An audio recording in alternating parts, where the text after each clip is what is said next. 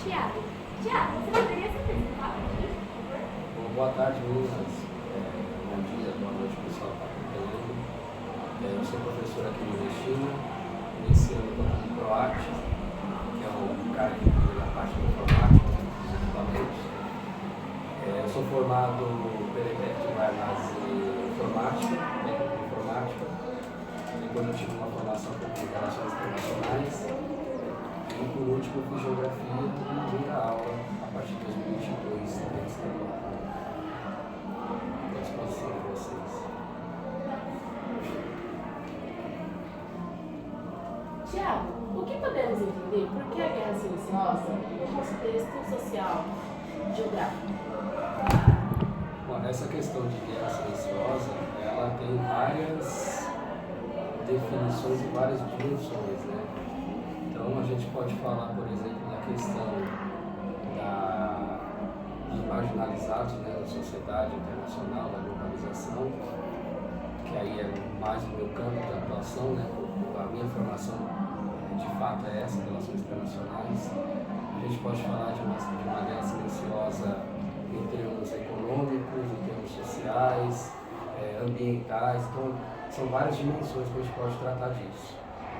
Eu acho que hoje em dia a dimensão mais visível disso é realmente a dimensão socioeconômica, como que as pessoas têm ficado à margem do sistema, cada vez mais à margem, e a gente tem criado um processo de concentração de renda, não só no mundo como no Brasil, principalmente porque o Brasil é um país mais desigual do mundo, em que uma parcela muito pequena da sociedade detém boa parte dos recursos da renda nacional. E essa concentração de renda, essa desigualdade, ela se mostra em outras coisas, né? Então, acesso à educação de qualidade, acesso a saneamento, acesso a emprego de qualidade. Então, a gente tem uma série de fatores que, no qual essa guerra silenciosa ela impacta. E aí é um termo que eu, sinceramente, eu sigo muito esse de guerra silenciosa. Eu acho que essa questão silenciosa já passou há muito tempo, já não é mais silencioso, já é uma coisa gritante. Então vocês que são dessa geração agora, mais nova, vocês vão pegar uma sociedade mais desigual e com um poder mais concentrado do que há 20, 30 anos atrás. Novos desafios para serem seguidos. Então, só para dar um exemplo, hoje em dia o jovem ele tem a aspiração de ser empreendedor. Só que empreendedorismo não é um querer dele, é uma única possibilidade talvez de fazer dinheiro. Porque se você for para o mercado privado, as melhores vagas ficam com os filhos da elite que conseguem acesso às melhores universidades. No caso da USP, por exemplo, boa parte dos estudantes de lá são gente de classe média alta para cima. E ao mesmo tempo, a gente tem um mercado de trabalho concentrado, as melhores vagas para essas pessoas, e aí que sobra o empreendedorismo que está sendo glamorizado hoje em dia, que é o cara indo trabalhar de iFood, trabalhar com 99, trabalhar em Uber, e a gente sabe que esse tipo de trabalho, na verdade, é um trabalho precarizado. Você não tem direitos sociais, você não tem direitos trabalhistas, você não tem direito a ficar doente, nem ficar doente você pode. E essa precarização, ela vai ser, por sua vez, vai cascatear, ela vai impactar em outras áreas, né? Você tem menos tempo de qualidade de vida com sua família, você trabalha em jornalismo exaustivo para ganhar menos, você não tem condição de fazer uma poupança para de repente você ou adquirir bens ou ter uma reserva de emergência. Então isso é a condição que a gente está vivendo. Ou você aceita empregos subempregos privados ou você empreende em coisas que não são empreendedorismo, você vai por necessidade. Falando de privatização, eu tenho um ponto não, eu tenho uma pergunta. Eu não formulei muito bem ela, mas eu espero que você consiga entender o que eu quero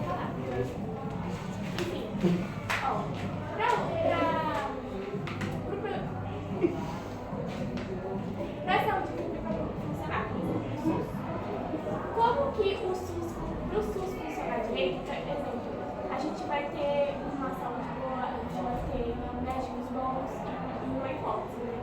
Porém, se a gente fazer isso num sistema privado, de redes privadas, que é o quê? Hospitais pagos, eles ficam sem receber, ou seja, por exemplo, o SUS funciona, mas essa rede privada que movimenta bilhões por ano não funciona. Então, muitas vezes,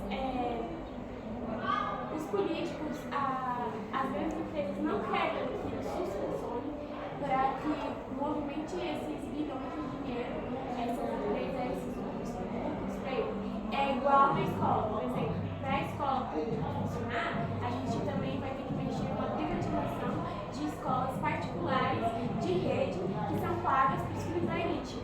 Porque, como tem uma pergunta assim, se o conhecimento é distribuído ou controlado de uma forma que mantém a hierarquia social, por que nós, pobres, entraremos nessa hierarquia social sendo que nós estamos abaixo? Vamos lá. Eu só perguntei várias camadas também. As perguntas que eu gosto. Você citou primeiro o caso do SUS. A primeira coisa que a gente tem que colocar a respeito do SUS é que ele é, talvez, um sistema de saúde que realmente o nome diz isso, um sistema único. Ele é único no mundo.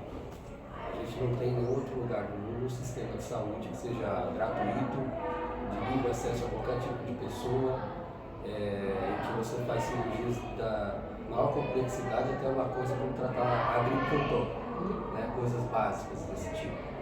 Então a primeira coisa que a gente tem é, o Brasil é um país enorme com 210 milhões de habitantes, 215 agora. Você tem que atender toda essa demanda. Obviamente que não são os 215 que vão lá no SUS. Como você disse, tem os ricos que não frequentam o SUS, vão para o Albert Einstein, igual os nossos presidentes vão, né? Eles utilizam o sistema de saúde pública. Mas é um contingente populacional enorme que tem que atender. Assim, de cabeça que eu saiba, o único país com um sistema parecido com o nosso, mas que eles invejam o nosso sistema é a Grã-Bretanha. A Inglaterra tem um sistema assim também, que é o NHS, e eles estudam o SUS para saber qual política pública aplicar lá. Então a primeira coisa que a gente tem que colocar é o SUS, apesar das falhas enormes que ele tem, um monte de problemas que ele tem, ele é um sucesso quanto sistema, ele existiu há 30 anos. Né? Só o fato de ele existir já é uma vitória da sociedade brasileira. Então isso é um ponto. O segundo ponto aí a gente está falando de acesso, é a mesma coisa que a educação. Você tem acesso, mas a qualidade ela não é garantida. A educação você tem acesso, qualquer um que quiser uma escola, de qualquer nível, de qualquer etapa de ensino, ele consegue. Com maior ou com menor dificuldade, dependendo do ensino da região, mas consegue. O problema é garantir a qualidade. Então a gente hoje em dia, a democracia brasileira, a sociedade brasileira, a discussão que nós deveríamos estar tendo é essa, como garantir qualidade nos serviços públicos. E aí a resposta em geral parece ser privatizar. Eu sou uma pessoa ideológica, eu não ligo para essas questões ideológicas. Tem uma frase do presidente chinês que ele dizia: não interessa se o gato é preto ou branco, não interessa que ele mate o rato. Eu sou dessa vertente, não me interessa se é uma vertente à esquerda ou à direita, interessa que funcione. Então a gente precisa trabalhar hoje em dia para melhorar os serviços públicos, para que eles garantam de fato os direitos da população brasileira como são garantidos. Então, essa opção puramente por privatizar ou por manter como uma estatal, como sistema público, ela não responde às questões imediatas da população. Hoje em dia o sistema de saúde ele é boa parte privatizado também. Só que é uma privatização que ela não é direta, ela é uma privatização indireta. Eu, por exemplo, fazia um tratamento no posto de saúde perto da minha casa em que os médicos eles eram PJ, pessoa jurídica. Eles não eram contratados como pessoa física. Por quê? Porque tinha uma empresa que era contratada por uma outra entidade de direito privado, ou seja, uma empresa no final das contas, e eles eram privatizados de já. Então, às vezes eu ia lá e falava, tem médico? Tem. Marcava a consulta. Chegava no dia, o médico tinha ido embora. Aí eu tinha que marcar de novo. Aí eu marcava. Quando chegava lá, esse também ia embora. Eu não tinha vínculo com a unidade de saúde. Então a gente tem um problema aí de que é garantir a qualidade. A educação é a mesma coisa. Nós temos um sistema, por exemplo, em São Paulo, se não me engano, 5 milhões de estudantes, só na rede estadual. Mas o problema é garantir a qualidade. Como que a gente faz para garantir essa qualidade? E aí a resposta que eu tenho observado, seja a direita ou a esquerda, que são dois lados patéticos de uma mesma moeda, seja Lula ou Bolsonaro, para a gente colocar nomes depois, é de uma transferência do poder para pessoas privadas, para entidades privadas, para citar um exemplo. Espero que não me cause uma demissão. Aqui em São Paulo a gente optou pela plataformização do ensino. Então são essas plataformas que vocês fazem. Sim. A atual gestão acredita que essa é uma boa métrica para dizer se vocês aprendem ou não. Deixa a realidade dizer. Ano passado, ano retrasado, não me lembro agora, acho que foi o primeiro ano do governo Lula, ele garantiu um orçamento de, posso errar o número agora, mas certamente mais de R$ 1 bilhão do MEC para uma entidade privada. Aí agora tem que ser muito polido para falar, para não ganhar o processo, né? Que ela foi criada por uma outra entidade, é sempre assim, sempre uma cascata de coisas.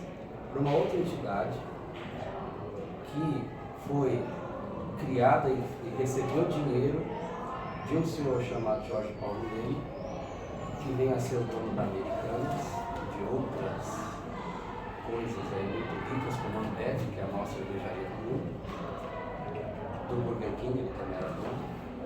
E a gente tem na Americanas um esquema de, não que eu esteja dizendo que ele estava envolvido, mas é a empresa dele, afinal de contas, que desviou 40 bilhões. Todos os diretores estavam envolvidos, a alta cúpula da Americanas estava envolvida, mas os donos não. Curiosamente, eles não sabem de nada. Mas também não teve investigação. E o governo Lula, com o ministro da Educação, que é petista, que é o Camilo Santana, foi governador do Ceará, que diz que tem a melhor educação no Brasil, ele deu 1 bilhão ou 2 bilhões para essa entidade, que é ligada à entidade chave lá, que é do Jorge Paulo Leme. Para quê? Dinheiro para... essa entidade ela tem livre possibilidade de escolher para onde vai esse dinheiro, dentro do projeto que eles colocaram, que é melhorar a internet nas escolas. Ou seja, a política federal está auxiliando, de certa maneira, a política estadual aqui de São Paulo a plataformizar o ensino, porque se você não tiver internet de qualidade, as plataformas não funcionam. Então, isso é só para citar um caso, para a gente ver que essa questão ideológica, que as pessoas ficam brigando na rede social, para definir político A ou B,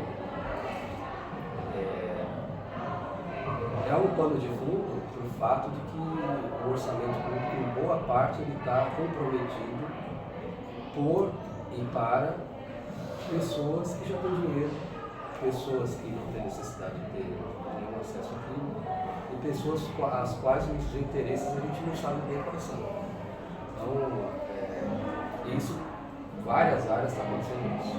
De pegar dinheiro público, dar para empresas ou entidades, para que elas toquem o barco e elas decidem onde colocar esse dinheiro. Aqui em São Paulo, por exemplo, na rede municipal, só para a gente colocar o barco e eu não ficar falando muito tempo, boa parte da saúde de São Paulo ela é gerenciada por algumas entidades em que os salários dentro dessas entidades são maiores do que aqueles de funcionários públicos que fazem a mesma função no setor que ainda não foi privatizado. E uma dessas entidades é a Santa Marcelina, que é quem gerencia o Hospital Geral de Guaraná. Vocês sabem que é uma porcaria o atendimento lá. A estrutura é péssima, os profissionais estão sempre mudando, porque é essa questão da pejotização. Então, o desafio que a gente enfrenta hoje é esse: fazer política pública para o povo, e não para meia dúzia de pessoas que já estão ganhando.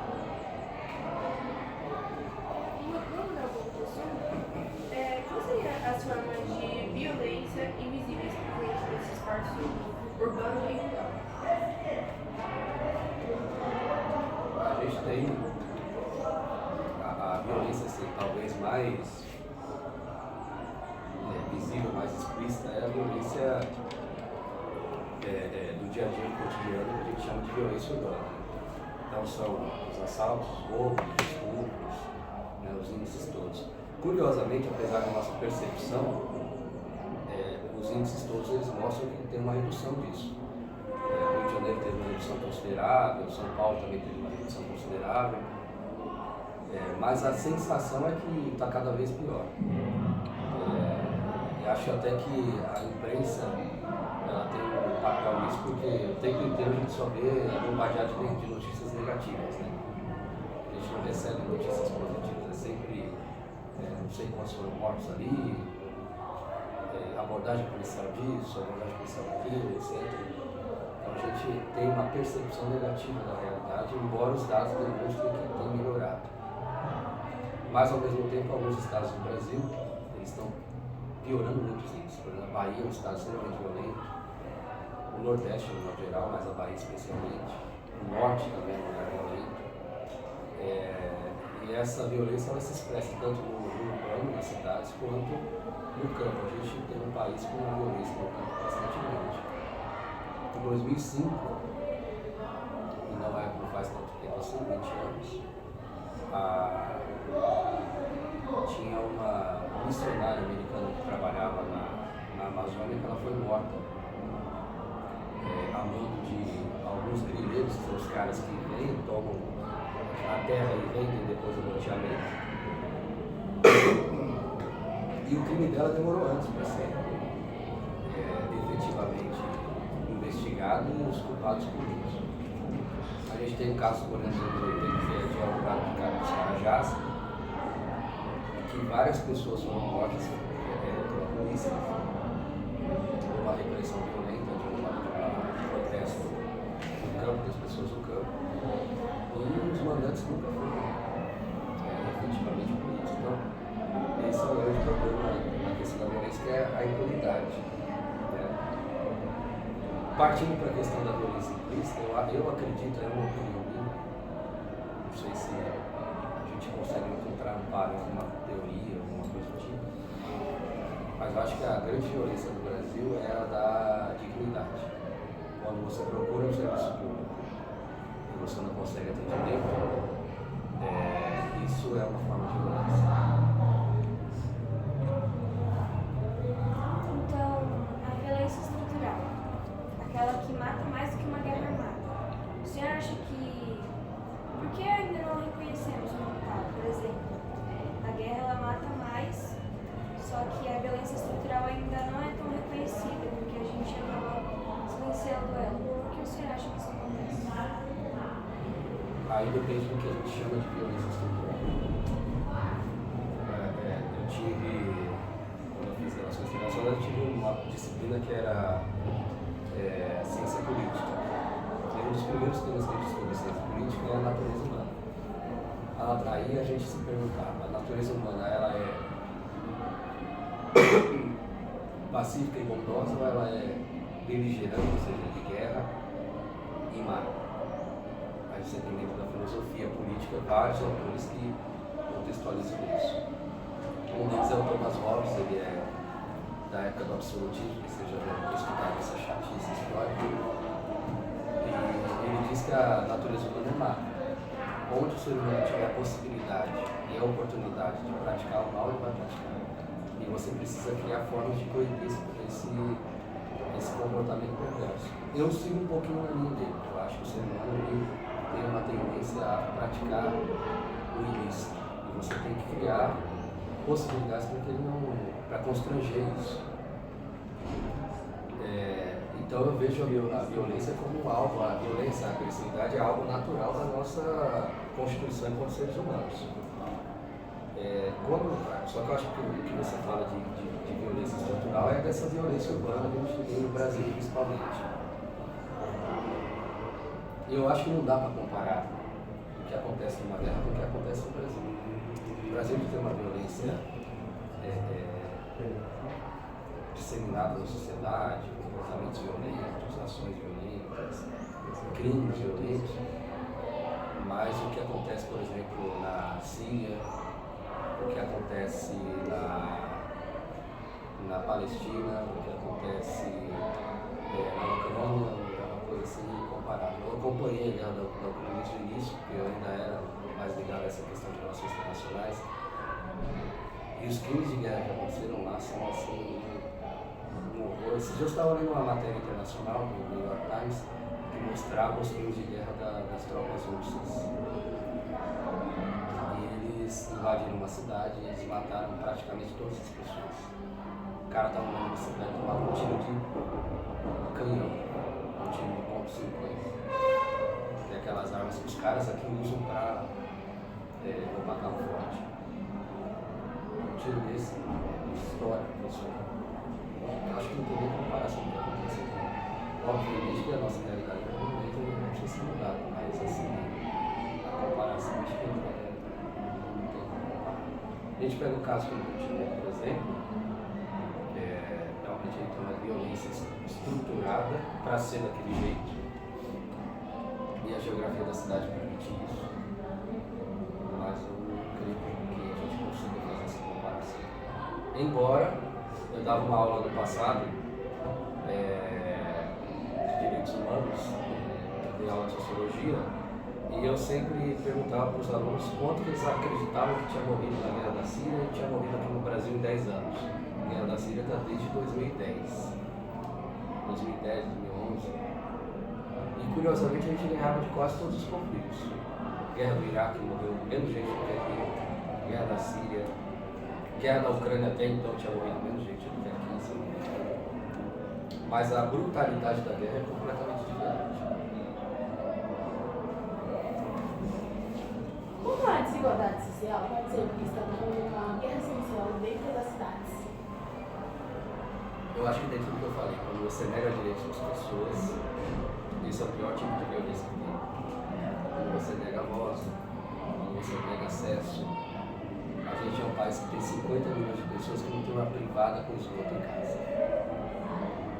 Aqui na realidade de São Paulo, por mais pobre, por mais, vou me permitir falar uma palavra, por mais fudido que a gente seja aqui em São Paulo, a gente não conhece a realidade de lugares que não tem acesso a um esgoto mínimo, que é um cano saindo do buraco da sua fossa para cair no córrego, que é o que a gente tem de pior aqui. Tem lugares que nem isso, nem isso. Diga. Só para você complementar um pouco depois. A ONU fez um projeto sobre até 2030 ter uma certa em cada país e vai ter a privatização do esgoto. Você acha que isso vai ser possível daqui para frente? Tipo, até 2030 a gente realmente vai ter todos os esgotos privados? Ou isso vai dar certo com a nossa população? Porque a maioria a nossa professora de ciências falou pra gente que muita gente é pobre e com essa privatização do esgoto vai aumentar a luz, a água, quer dizer, a água na verdade, né? Porque o esgoto a gente usa e tal. Então, vai aumentar. Você acha que as pessoas vão conseguir pagar também esse aumento? Pode complementar. Pode complementar? Não quero atrapalhar, desculpa. Mas, por exemplo, a Enel, né, a energia, quem controla a Enel é uma empresa da Itália, italiana. E essa empresa, ultimamente, está vendendo, né? E aí o que aconteceu? Eles aumentaram a conta aqui no Brasil para a empresa poder pagar as contas lá na Itália. Por mais que seja a privatização do esgoto, você também não defende que a privatização seja de pessoas que realmente estejam aqui no Brasil, porque muitas das empresas privadas, elas são lá de fora, né? Então, muitas vezes elas não passam, elas não vê o que está acontecendo aqui no Brasil. Também tem esse ponto, né? Começando pela última parte. Eu acho que seja privatizado para um italiano, como fosse francês, um norueguês ou um brasileiro, esse cara nunca vai saber a realidade, porque ele efetivamente não vive ali. Né? É igual o cara que com essas plataformas de educação, ele não está no chão de sala de aula, ele não sabe qual que é a realidade. Seja ela boa, não nem para nessa pergunta. Mas assim, o Brasil ele tem uma dívida histórica, entre outras, mas essa eu acho que é a mais grave. E eu trabalhei nessa Sabesp. fiz estágio lá na época. Então eu conhecia mais ou menos como era aquela companhia. E sempre acompanhei esse setor porque sempre foi uma coisa que, não sei se vocês perceberam, mas eu sou um pouco maluco e eu tenho interesses malucos também, e saneamento é um negócio que me interessa. E em 2018 a gente teve uma votação no governo Temer pela privatização do saneamento básico. Eu até fui ler o projeto, não tinha nada para fazer, fui ler o projeto e eu fiquei favorável ao projeto. Porque as nossas empresas públicas, elas não tinham condição de fazer essa expansão do saneamento para lugares que não tinham. E você trazer o dinheiro da iniciativa privada, nesse caso, seria interessante para isso, para ter dinheiro para poder chegar nesses lugares. O problema da privatização não é privatizar ou não. O problema é como que você amarra na lei ali na hora que você faz a legislação para que o cara cumpra o que ele está prometendo. Então a Enel, por exemplo, a Enel ela já comprou uma outra empresa privatizada que é a Eletropaulo. A empresa original se desfez desse capital, dessa empresa, e passou para a Enel que comprou. Só que o problema no Brasil é que não tem ninguém que fiscalize o trabalho desses caras. Aí fica aquela coisa, por que virou assunto? Política. O prefeito Ricardo Nunes achou interessante começar a bater na Enel, queria desfazer o contrato, só que o governo federal não quis desfazer. O governo federal, que é ideologicamente contra a privatização, não quis desfazer o contrato. Que o prefeito, que é de direita, que não é a favor da privatização, queria desfazer. Vocês entendem qual é o movimento doido? Sim. E a gente está sempre se fudendo na mão desses caras. Você pega, por exemplo, setor de energia. O Brasil tem uma capacidade de gerar energia enorme. A gente não depende de ninguém para gerar energia. A gente tem hidrelétrica, energia solar, que é um puta potencial que a gente tem sol no Nordeste. Tem sol o ano inteiro, que é inverno, mas tá sol. Até hoje. A gente tem as maiores bacias, só para enfatizar a questão das hidrelétricas, ele tem as maiores bacias hídricas do mundo, e o Amazonas é o maior do mundo. A gente tem energia de biomassa, que é você pegar os reagentes de outras produções e fazer a queima para produzir energia. Tem energia nuclear, lá com o número 1, 2 e agora 3 que vai sair. Então a gente tem uma energia eólica dos ventos, etc.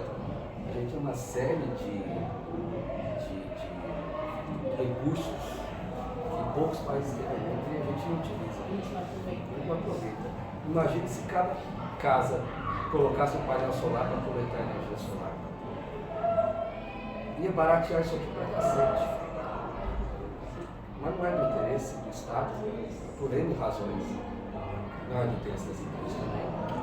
E aí o problema que eu acho na privatização, seja ela de qual área for, é justamente da falta de fiscalização. Por exemplo, antigamente você precisava, só isso vocês nem lembram, muito antes de vocês nascerem. O telefone era considerado uma propriedade tão assim, cara, que você transmitia como bem, era um investimento. Uma linha de telefone na época, que o salário mínimo era R$100, sei lá, não lembro lá o que era, mas era alto nessa base, R$100, custava R$3.000. Então você precisava de muita grana, de muito salário mínimo para poder comprar uma linha de telefone. Teve a privatização, eram as empresas todas do Brasil, tinha a Italiana, a Claro, o cara da Flash,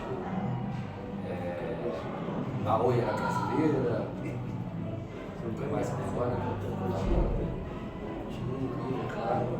Claro é mexicana, fica faltando uma que eu não tô a Viva espanhola, que era telefônica. Então esses caras vieram para cá para explorar isso. E a lei brasileira botou uma trava lá que não permitia que as empresas americanas fizessem. Não lembro por que era, por que era fizeram isso. E assim, pela lógica liberal, ou seja, pela lógica da direita, e até por uma lógica assim, mais ou menos de consenso, quanto mais empresas você tem disputando, menor o preço. cara não vai cobrar 50 se o concorrente dele está cobrando 30. Essa é a lógica. Mas eles colocaram lá essas travas. A gente ficou com essas 4 só. Agora não tem mais a Oi, que a Oi foi fatiada entre as outras 3. Ela quebrou, foi para a educação judicial, quebrou. As outras 3 compraram igualmente, 33% para cada uma. Então a gente está na mão de 3 empresas que controlam o mercado e elas ditam o preço e elas ditam como é que vai ser. O serviço continua uma porcaria. Aqui na escola, por exemplo, tem sinal que não funciona. A gente está em São Paulo, hoje eu já não sei mais como acompanha esses índices, mas já foi a 9ª maior cidade do mundo. Tem 20 milhões de habitantes que moram aqui e aqui não tem sinal. Então, imagina no campo. E aí a Anatel, que é a Agência Nacional de Telecomunicações, deveria cuidar disso, ver qual é a qualidade de serviço que está sendo prestado e tal. Se você fizer uma reclamação lá, eu acho que não chega nem na mesa de direito. Então, o grande problema é isso, fiscalização, você acompanhar como o serviço está sendo feito. Esse é o discurso que eu estou fazendo, mais à direita, os caras falam mais disso. Você precisa fiscalizar, você precisa criar métricas, enfim. Mas o fato é que o Brasil peca nisso. Acaba que os caras, que muitas vezes estão na Anatel, eram funcionários dessas empresas e passam o plano lá para poder ser prestado. Como o tráfico, a falta de oportunidade e a exploração da mão de obra nas grandes empresas reforçam a ideia de uma lei insuficiente. Eu acho que reforça aquela ideia que eu falei no início, de que não é nem mais silenciosa, mas é gritante. É uma situação gritante, em que existe uma exploração do trabalho, uma exploração intensiva do trabalho. Ou seja, você faz o cara trabalhar mais para ganhar menos e ainda tem que ficar contente com isso, tem que falar, nossa, pelo menos eu tenho trabalho. Isso aqui, você tem um contingente desempregado que praticamente fica inalterado com o tempo, o que permite que o cara que compra a tua mão de obra ele estabeleça preços para essa mão de obra e tempo de serviço também. E acho que aí o que nós poderíamos fazer enquanto país para mudar essa situação é de fato investir em educação. É de fato investir em democratizar o acesso dos jovens de vocês a um lugar, por exemplo, como a USP. Aí eu acho que é uma coisa que vale até elogiar nesse governo de São Paulo atual. Essa prova paulista que eles colocaram é que você vai somando suas notas do ensino médio até o final, você pode conseguir uma vaga na universidade, mas eram entre elas a USP, né? Estaduais, trabalho só nas estaduais. Mas isso eu acho que é uma boa iniciativa, você está democratizando esse ambiente, está criando condição, mais uma porta de entrada para esse pessoal da rede pública entrar lá. Só que aí ao mesmo tempo a gente tem que pensar na qualidade de novo. A gente sempre está nessa questão da qualidade. Você garantiu o acesso, mas e a qualidade?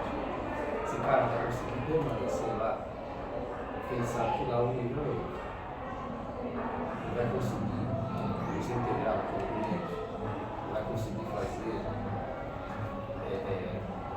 conseguir ter a melhor escuta dentro do que ele aprendeu. As experiências que ele tem de vida vão ser integradas à comunidade. Eu lembro que eu tinha uma colega de faculdade que ela foi a primeira a entrar dentro de um projeto de diversificação de uma grande empresa, uma multinacional brasileira. E ela era do setor, era um prédio enorme e tinha uma porrada de gente trabalhando lá. E o setor dela era muito grande, que era de RH. Tinha 2 pessoas pretas lá, era um outro cara. E eles falavam, não, que a gente tem aqui um programa de diversificação, não sei o quê. 2 pessoas. Que porra de diversificação é essa?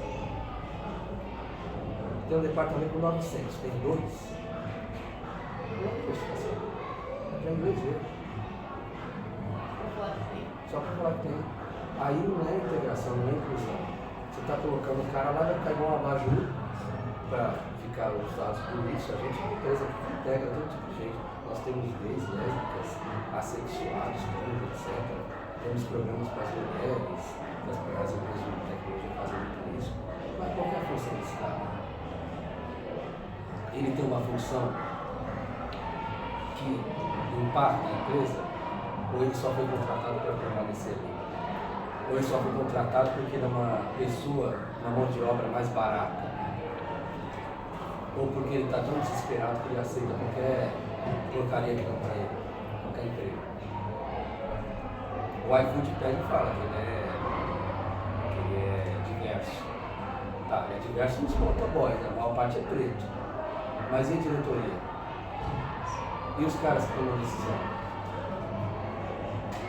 Então, a percepção que eu tinha quando eu participava disso era assim: a gente vai criar uma elite dentro dos subalternos. Então, é uma elitezinha preta que vai pegar aquelas mesmas vagas. E esses caras vão coordenar esses subalternos. Basicamente era isso que acontecia. Então, eu sou favorável ao processo de inclusão, mas ele tem que ser de verdade. Não pode ser coisa feita para o inglês ver, um projetinho porcaria, porque tem duas, tem três pessoas na nossa empresa que estão aqui. Você vai pegar as 500 maiores empresas do Brasil, ou a Great Place to Work, que é o índice que faz aí para ver quais são as melhores empresas para se trabalhar. Que eu saiba, não tem nenhum CEO, não tem nenhum chefe no negócio que é negro, que é mulher. Acaba sendo uma coisa assim só para ele, só para ficar bonito na mídia. São vários e às vezes o cargo que não.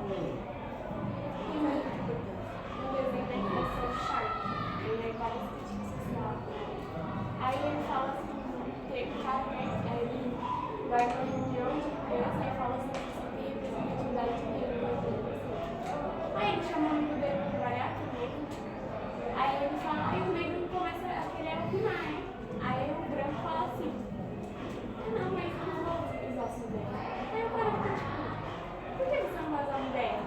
Aí ele tipo assim, é porque você é só por causa das cotas mesmo. Aí eu falo assim, cara, eu sou uma pessoa pensando, eu entendi que sou uma pessoa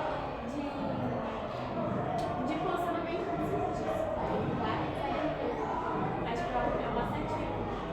Que é muito, exemplifica muito a sociedade, muito a cidade.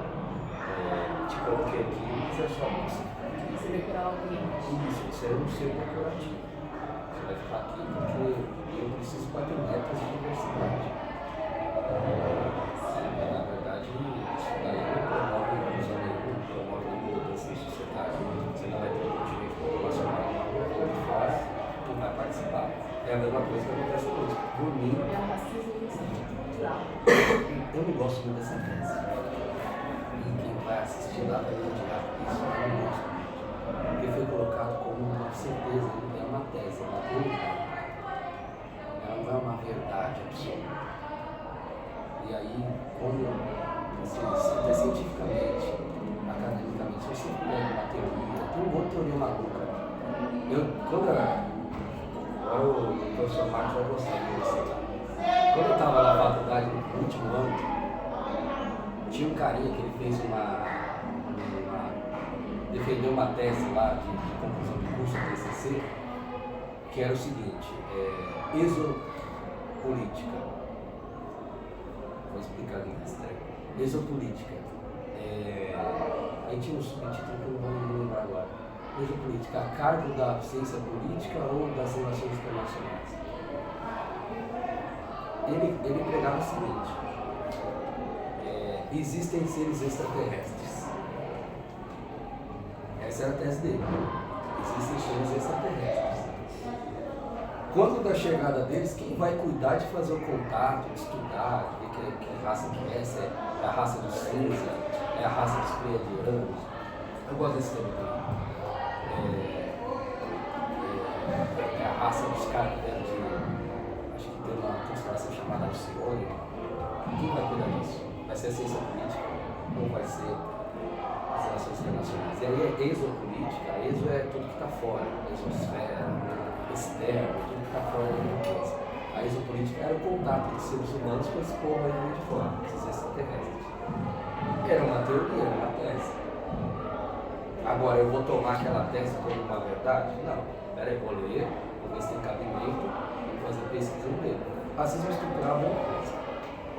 É uma tese do Silvio Almeida, que é um grande pesquisador brasileiro, negro, foi ministro de Direitos Humanos, saiu porque foi acusado de assédio sexual por uma ministra, inclusive, mas ninguém fala mais disso, subiu da mídia esse caso. E aí, é uma tese. O Brasil tem um racismo que ele se expressa de uma maneira estrutural, que ele está ao longo do tempo aí, sim. Mas aí você dizer que as estruturas sociais, as instituições, o Supremo Tribunal Federal, a Presidência da República, o Governo do Estado de São Paulo, o INSS, as instituições são racistas, eu acho que é meio, sabe, minha opinião. Eu enxergo como uma tese interessantíssima e válida crítica à sociedade brasileira, mas eu vejo como uma verdade absoluta, como uma religião, como as pessoas defendem. E aí a gente muitas vezes cai nisso, de defender algumas coisas que são repetidas à exaustão como uma verdade e esquece que tudo na sociedade é construído socialmente. Daqui a pouco, coisas que são inaceitáveis vão passar a ser aceitadas, e coisas que são aceitáveis vão ser absolutamente detestáveis do ponto de vista social. A gente pode pegar a questão dos gays, por exemplo.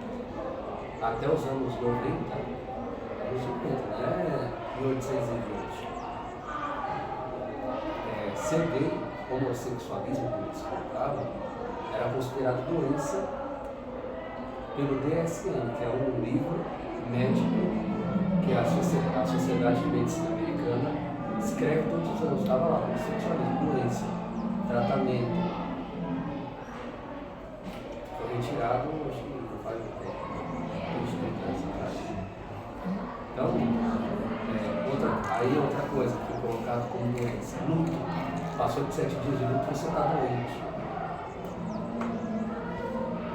Eu saiba, a pessoa sofre um pouco mais, mas eles colocaram lá que luto por 7 dias é doença.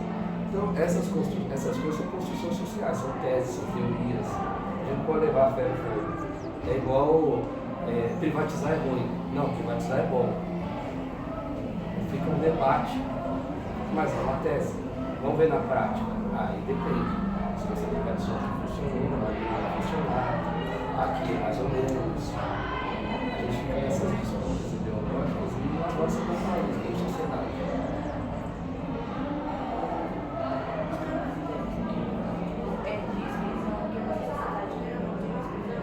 Você acha que quais são os principais atores sociais que mais sofrem com essas coisas? Atores sociais?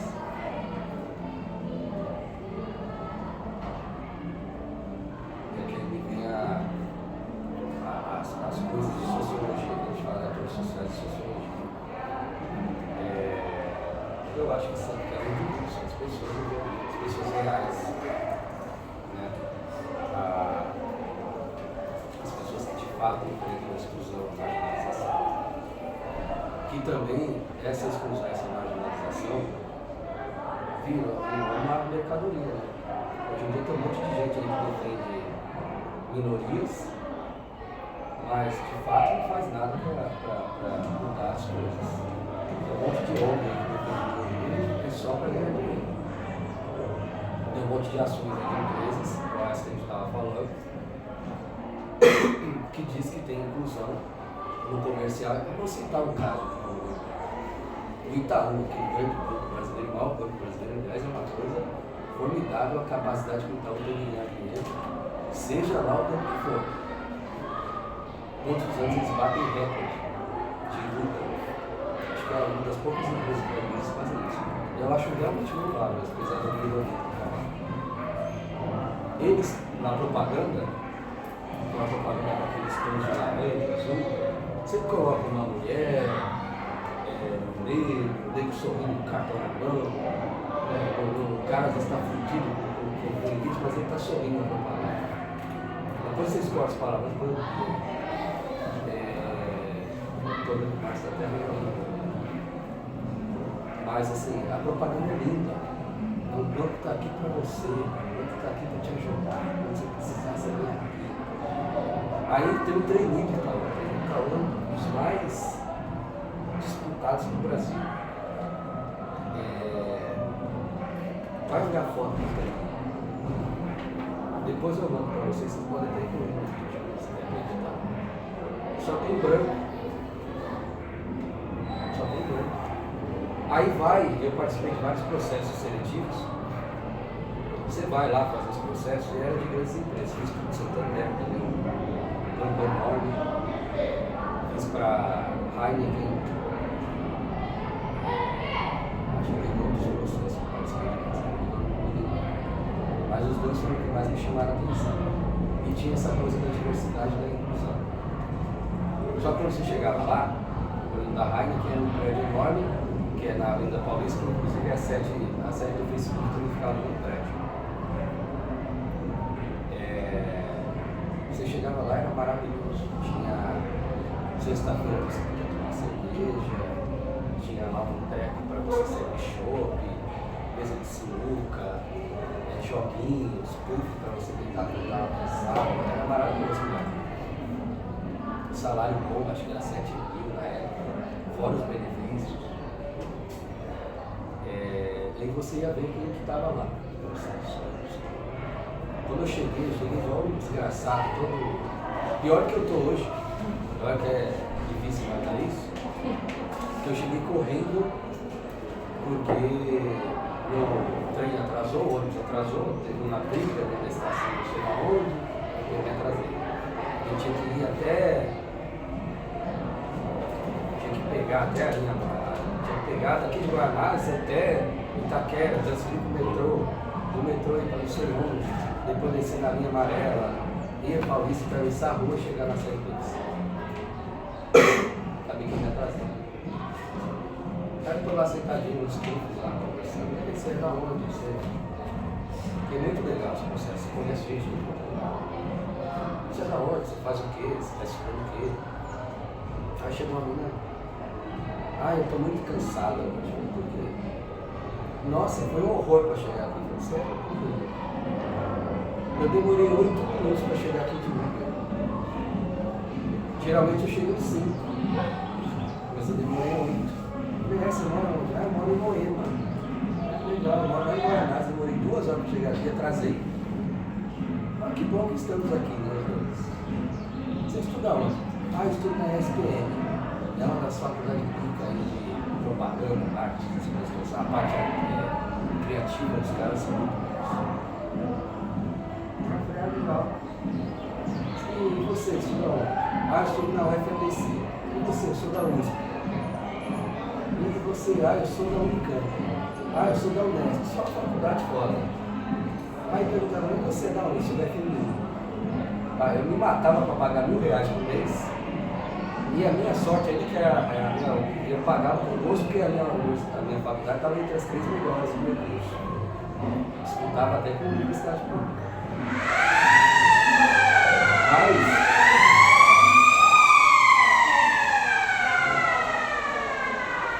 Só complementar a ideia. Mas aí a gente vê essa desigualdade, essa diferença, que é uma diferença enorme de pessoas. E aí, por conta dessa diferença, por conta da falta de acesso, as pessoas não conseguem chegar lá e não bater de frente com esses caras. Fica só por igual tudo na puta, entrando na universidade pública, ou o pessoal da aqueles veem, só a gente